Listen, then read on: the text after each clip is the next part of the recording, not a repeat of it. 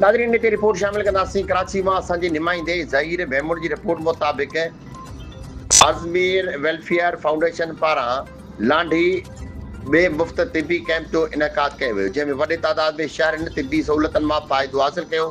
Camp जो इनकाद Azmir welfare foundation जे chairman Abid Ali, vice chairman doctor Rashid Ali जी सरपरस्ती में कयो वियो।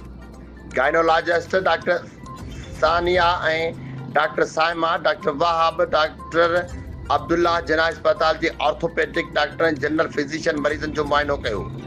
तिबी मुआइना कया। उन मौक़े ते क़ाबिलियत रखंदड़ ऐं रजिस्टर्ड मर्द ऐं औरतूं नर्सिंग स्टाफ पिणु पंहिंजूं पेशावराना ख़िदमतूं सरजाम ॾियूं। कंहिं में मरीज़ खे मुफ़्त दवाऊं पिणु फ़राहम कयूं वयूं, जॾहिं त शुगर, विटामिन D3 टेस्ट मुफ़्त कया विया। उन खां अलावा अल्ट्रासाउंड जूं सहूलियतूं पिणु मौजूदु हुयूं।